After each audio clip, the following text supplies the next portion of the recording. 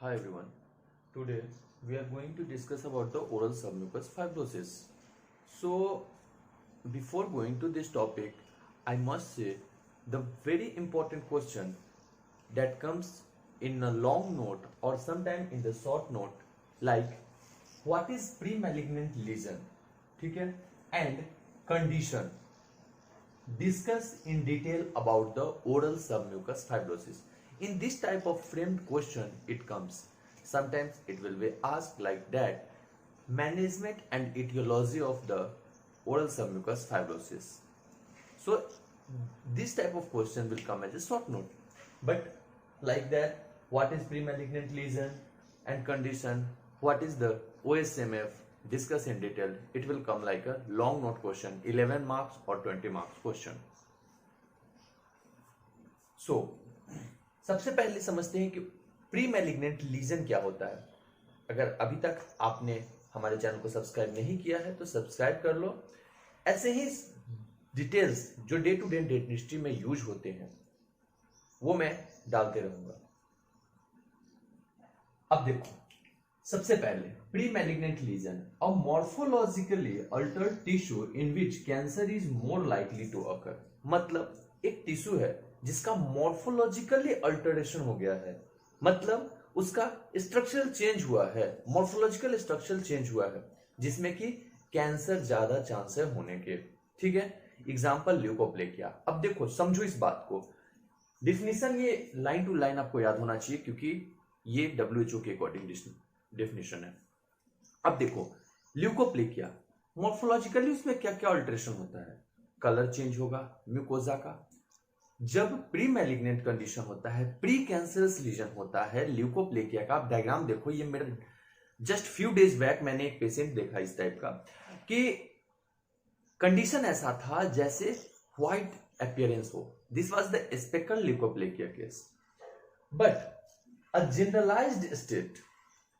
What is condition? A generalized state associated with the increased risk of cancer. मतलब एक generalized state में जो pre malignant legion होगा एक लोकलाइज्ड एरिया में होगा. मान लो कि म्यूकोजा में हो रहा है तो उसी लोकलेशन में होगा. बट जो जनरलाइज्ड होगा वो पूरे एरिया को कवर करेगा, होल माउथ को कवर करेगा, फेरिंग्स को कवर करेगा, बॉडी को कवर करेगा.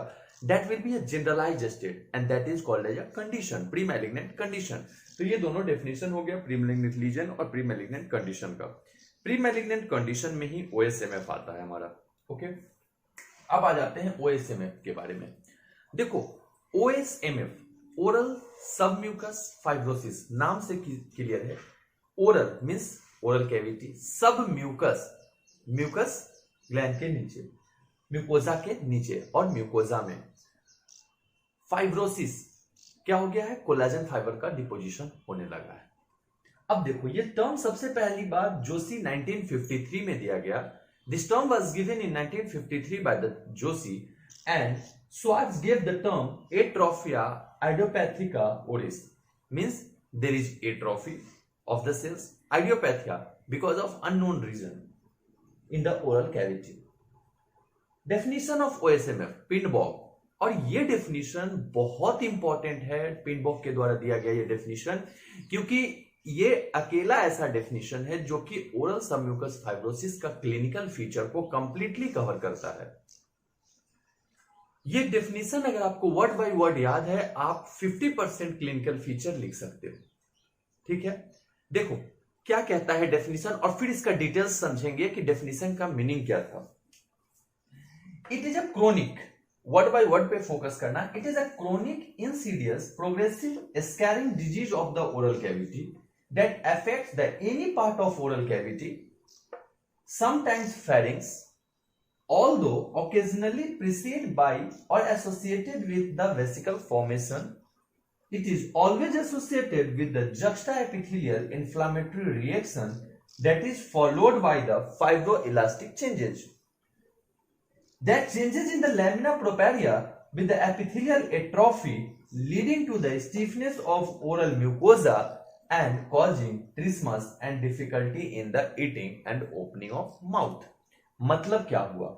सबसे पहली बात, यह एक क्रोनिक डिजीज है। It is a chronic, insidious, slowly progressive disease है, नॉट फास्ट, धीरे धीरे प्रोग्रेस करता है। स्कैरिंग डिजीज, स्कार का फॉर्मेशन करता है। जब कोई डिजीज होता है तो आपका स्कार बनता है, सेम लाइक हियर, यहाँ स्कैरिंग डिजीज है, ये स्कार फॉर्मेशन करता है ऑफ द ओरल कैविटी, ठीक है, affecting any part of oral cavity. Oral cavity के किसी भी पार्ट को अफेक्ट कर सकता है, alveolar mucosa, labial mucosa, buccal mucosa, किसी भी पार्ट को ये अफेक्ट कर सकता है। जनरली बकल म्यूकोजा को बहुत अफेक्ट करता है। समटाइम्स फेरिंग्स, और कभी कभी अपने फेरिंग्स को भी अफेक्ट कर सकता है। Although occasionally preceded associated, this is associated with the vesicle formation. Sometimes ये वेसिकल फॉर्मेशन होता है, मेटियोलॉजी में बताऊंगा कि कैसे वेसिकल बनते हैं। तो वेसिकल फॉर्मेशन होता है, it is always associated with the जस्ट्रा inflammatory reaction. Just below the epithelial layer एक इन्फ्लामेटरी रिएक्शन होता है, और यह हमेशा ही एसोसिएटेड होगा। ये बहुत इंपॉर्टेंट फीचर है किसका, ओएसएमएफ का। Followed by the fibroelastic changes, मतलब कोलाजन फाइबर में फाइब्रोइलास्टिक चेंजेस आ रहे हैं, changes in the lamina propria. Epithelial atrophy, cells का एट्रोफी होगा, नंबर ऑफ एपिथेलियल लेयर कम होते जाएंगे धीरे धीरे, और वहां पे कोलाजन फाइबर का डिपोजिशन होते चला जाएगा, leading to the stiffness of oral cavity. सही बात है, जब बहुत ज्यादा आपके माउथ में क्या होगा कि फाइब्रस बैंड बनने लगेंगे तो opening and closing of mouth बहुत कम हो जाएगा, leading to trismus and difficulty in eating. और जब ट्रिस्मस होगा, डिफिकल्टी होगा ईटिंग में, माउथ ओपनिंग क्लोजिंग में डिफिकल्टी आएगा, तो इसकी वजह से अब ऐसे पेशेंट जो खाना नहीं खा पाएंगे, जिनको बोलने में दिक्कत होगी, उनमें क्या क्या चेंजेस आ सकता है, वो क्लिनिकल फीचर में मैं आपको डिटेल कर दूंगा। ओके, अब आता है इटियोलॉजी। देखो इटियोलॉजी अकेले में इसका एक शॉर्ट नोट है। इटियोलॉजी बहुत इंपॉर्टेंट है, कभी भी क्वेश्चन आए आपका management and aetiology of OSMF, तो आप कैसे शुरू करोगे, ओएसएमएफ का डेफिनेशन लिखा पिनवॉक के द्वारा दिया गया, and then you will write about the etiological features. Okay, तो इटियोलॉजी में क्या क्या है, the most important is the areca nut, betel nut, then tobacco, chillies, lime, flavonoids, flavonoids में tannic acids mainly, then we have the genetic factor is also associated with it, HLA10, COL1A2 gene is associated, B7 gene is associated, DR3 on the chromosome number 3 it is associated, COL3A1 is associated with it, some nutritional factor like vitamin B complex deficiency, vitamin A deficiency, these all are associated with it। अब देखो कि कैसे इडियोपैथोजेनेसिस होता है, बहुत ध्यान से सुनना। ये एरेका नट या बीटल नट क्या होता है, जो सुपारी समझते हो, सुपारी, पहले महिलाएं सुपारी खाती थी, तो उनमें फीमेल्स में ओएसएमएफ ज्यादा देखने को मिलता है, ठीक है। अब देखो एक बोतली होती है, उसमें सुपारी रखे रहते हैं काट काट करके, उनको चबाते रहा चबाते रहा चबाते रहा, विद द टाइम वो क्या कर रहा है, आप ही को मैं बार बार बोलूं मुंह चबाते रहा करते रहो, क्या प्रॉब्लम आएगी, it will cause irritation to the mucosa, क्योंकि उसमें क्या है, टैनिक एसिड्स है, लाइम है, क्योंकि सुपारी में तो सब कुछ होता है, तो वो क्या करता है, इरिटेशन कॉज करता है आपके म्यूकोजा को। आप यहां देखो इरिटेशन कॉज हुआ, जहां कहीं भी इरिटेशन होता है बॉडी क्या करता है, इन्फ्लामेटरी रिएक्शन प्रोड्यूस करता है, ठीक है। When the body is producing inflammatory reaction, अब क्या हुआ, बॉडी से इन्फ्लामेटरी रिएक्शन आया, इसकी वजह से क्या हुआ, अब जैसे ही इन्फ्लामेशन कहीं होता है, ये कॉमन है हर जगह चिपका देना कि इन्फ्लामेशन जहां भी होगा, सबसे पहले inflammatory mediator, chemical mediators of inflammation release होगा। आपको सेकेंड डे में पढ़ाया गया होगा एक्यूट इन्फ्लामेशन और क्रोनिक इन्फ्लामेशन के चैप्टर में, कि कहीं भी जहां भी इन्फ्लामेशन होता है वहां पर सबसे पहले जो रिलीज होने वाला सब्सटेंस है वो है इन्फ्लामेटरी मेडिएटर्स।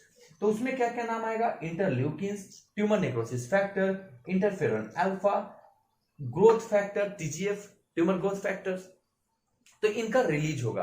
अब ये जब रिलीज होते हैं तो ये दो काम करते हैं, सबसे पहला इंक्रीज टीआईएमपी, टिश्यू इनहिबिटर मेटालोप्रोटीनेज का जो अमाउंट है उसको इंक्रीज कर देते हैं। इसका काम क्या है, कोलाजन को बढ़ावा देना, ठीक है। और प्रोटीएज एक्टिवेटर इनहिबिटर को ये क्या करता है, रिड्यूस करता है। तो अब क्या हुआ, इसका भी अमाउंट इंक्रीज किया, तो इसकी वजह से क्या हुआ, स्टेबिलिटी जो कोलाजन फाइबर का है वो स्टेबल होते चला जाता है। ठीक है, इसकी वजह से क्या हुआ कि कोलाजिनेज का अमाउंट जो कोलाजन के डिग्रेडेशन के लिए इंपॉर्टेंट है उसका अमाउंट कम होते चला गया।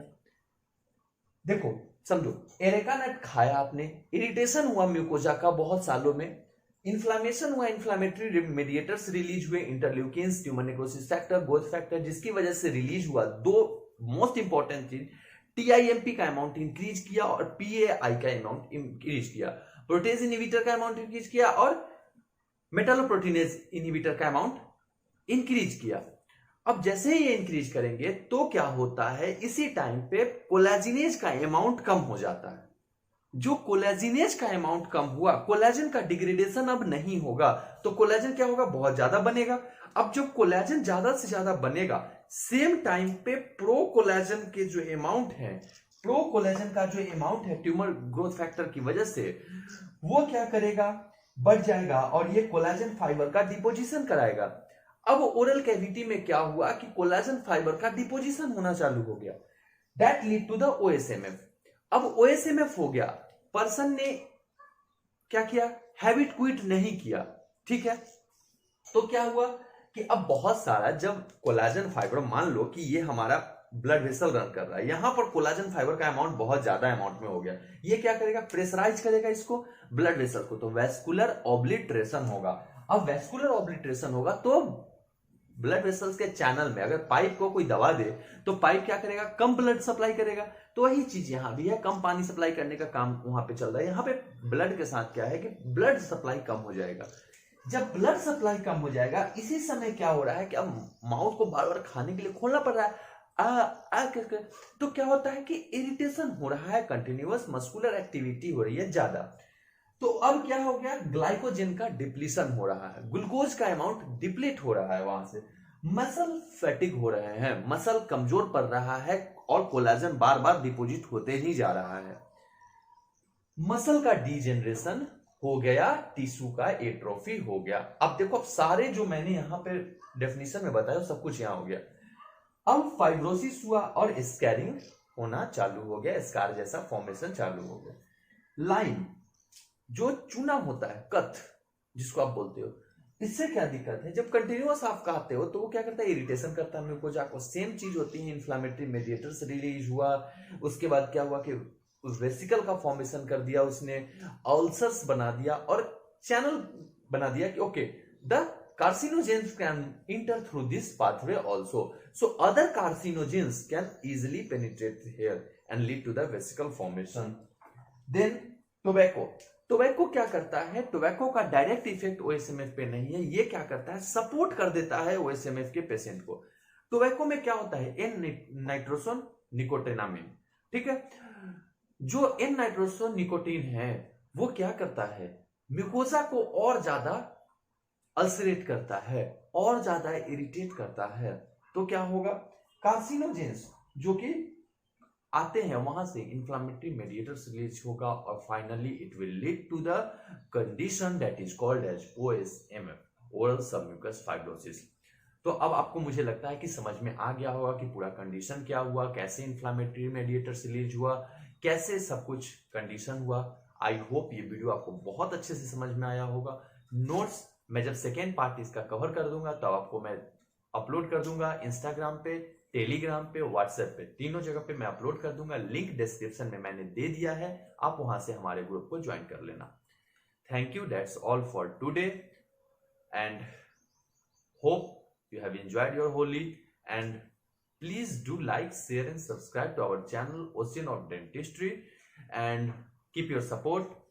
We will soon upload different other video related to the tumor condition and then we will move continuously side by side. We will be uploading the demonstration video. Many of you were facing problem in labial bow making and the Adams clasp making, C clasp making. So I have uploaded all those video on our channel, that is Ocean of Dentistry. So you can watch it there and follow us on Instagram and you can join us on the Telegram.